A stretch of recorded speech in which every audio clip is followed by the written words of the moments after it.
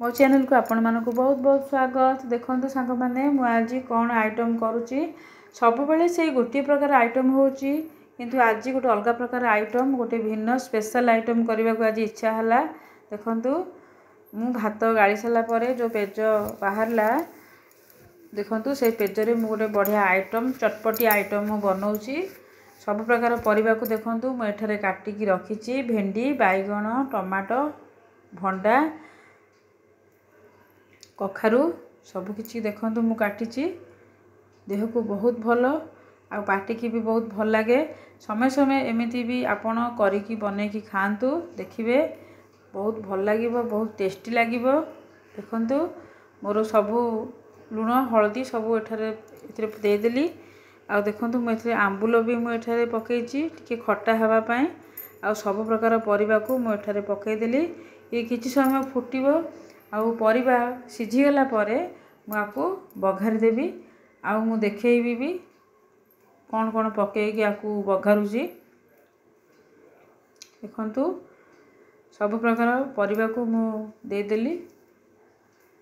देखु मोर सब प्रकार परिवा आस्ते आस्ते मिसी आसिले आउ सिझीगला फुटेबाई। देखु मु कड़ई बसई आउ ए सोरिष आउ पंच फुटण मु पकईबी फुटेबी आ सुखिला लंका देखु धनिया पत्र मुझे देदेली ए भल बास्ना पाई। भुर्सा पत्र देखु मुझे रखी फुटेबाई आउ पियाज रखी आ रसुण को हेमदस्तार छेचिकी मु रखी। देखु तेल गरम हवा पर मु सोरिष पंच फुटण को देदेली आ सुखिला लंका को देखु देदेली भुर्सा पत्र पकईली आ बढ़िया से गोटे बगरा बगरी मोर चली। देखु देखु आउ गोटे आइटम मुझे बनाऊँगी कांजी सहित आपको खाइबी। देखु मसला ग्राइंडिंग करी मु कषा कषी करुँची आ देखु अलगारे मुझे एपटे भात बसई आ देखु सोयाबीन बड़ी को मु बतरे फ्राए कर देइछि आ आलू को मु डाली रे सिझी देथिली।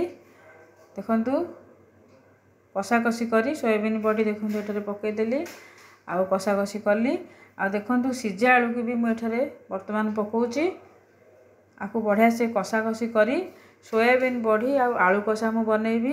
देखु मुझे टमाट भी भाजुची आज कांजी सहित सोयाबीन बड़ी आलू कषा आउ टमाट भजा चकटा चकटी करी आज खिया हबो।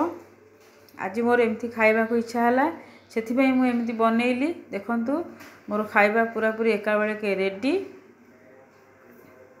देखु सोयाबीन बड़ी आलू कषा आ देखु एठारे मोर कांजी हो जाइए आंबुल देखु मु पकईची आ टमाटो भाजी। धन्यवाद।